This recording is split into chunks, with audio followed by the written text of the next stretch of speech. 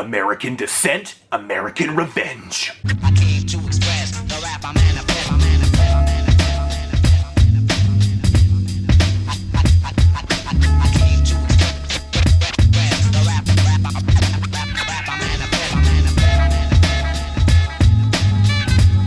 Yo, what's up everybody? Welcome to episode 47 here on my random horror review series. I am your host Mood616, and thank you once again for stopping in, guys. Yeah, episode 47 is here, and I've got another one from Anchor Bay, Canada for y'all today.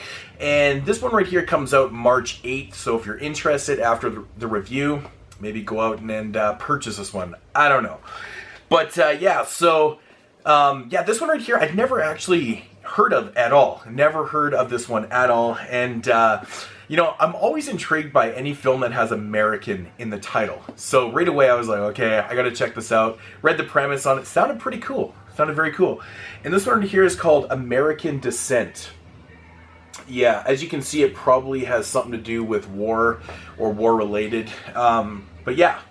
So, get into the synopsis of this one. Basically, it centers around these two sisters that received this package in the mail at their school, and apparently it's from their father, who is still stationed in Afghanistan.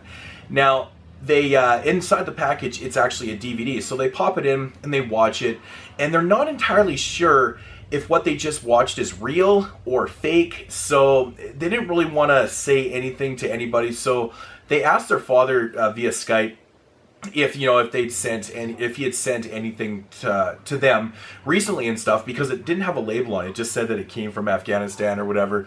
Didn't really have his name on it, but he confirmed and said that he hadn't sent them anything. So now they got a little curious on it, because what they saw on the DVD was basically a girl that was tied up to a tree, and it looked pretty real. Now, these two sisters, they have friends that like to video document their entire lives. They're all into film, these two male friends, and they're really good and knowledgeable on film and stuff like that. So they called them over to kind of authenticate this video, maybe help them out with what it is.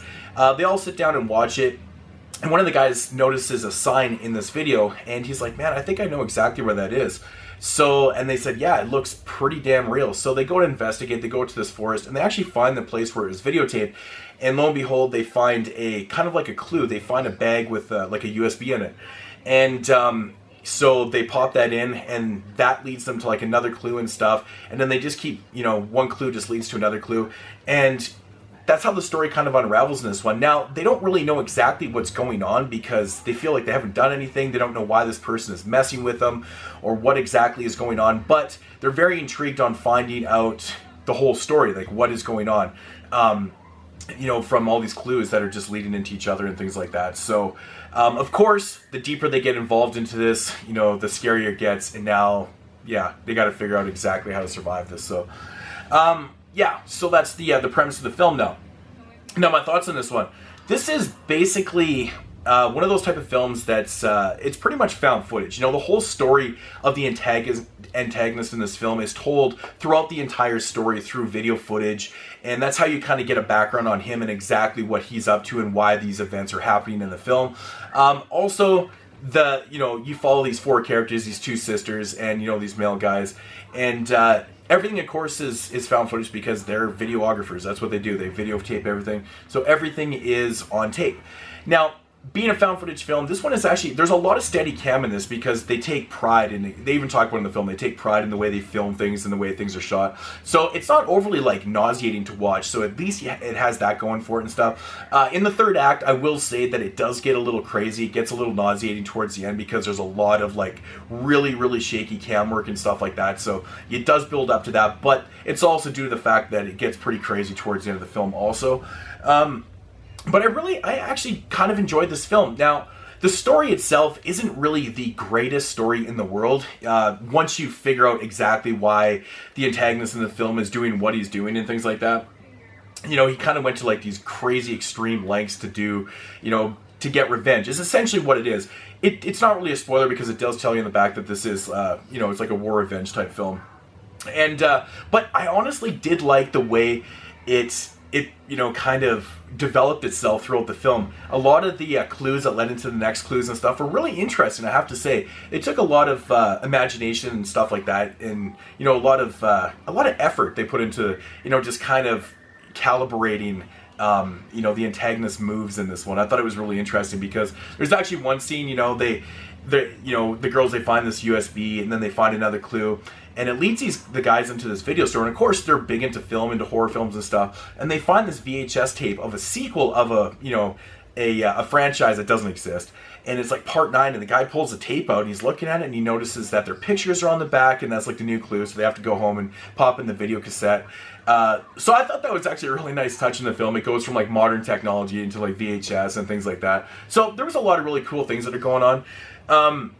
Not really a lot of downtime in this one. This movie runs about 80 minutes long, and it gets into the story quite early, and it's paced pretty well, I have to say. It's paced pretty well. I was never really bored in this one. I thought the acting was pretty good. It felt natural, which it should be, because in these found footage films, they're supposed to be real, so the acting has to be pretty solid, pretty natural to make these things kind of believable, and I think it did work. I think a lot of the actors in the film were pretty believable, maybe with the exception of the bad guy, the antagonist in this film. I thought that his acting actually at times was like, I don't know, man, it was just kind of pushing the limits for me a little bit.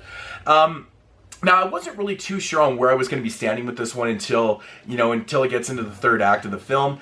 And it gets a little crazy, and then, the last 20 minutes are they're pretty haywire, they're pretty bleak, it's pretty depressing, and it's one of those films that kind of saved the whole thing for me. I wasn't bored. I was kind of enjoying the film, but I didn't really know how it was going to end up, and I really did enjoy the ending of the film. I thought the ending was worth the 80 minutes, so I thought that was kind of cool. So, overall, this film isn't really like the most fantastic piece of found footage film I've ever seen, but it's not the worst either. There's a lot of good qualities to this. I think that I think the story is what the biggest problem is with this one. I think it's just, it's there, but it's not that exciting. But just how it comes down into the end of the film is definitely worth the watch. So, yeah, if I had to rate this one, I'm going to give it about a 6.5 out of 10. I really did enjoy this film. So, yeah.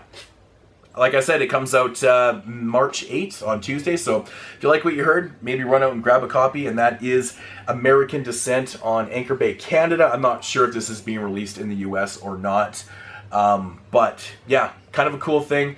At times I wish there was like a little more war aspect to it, but it doesn't really make sense to have it in there.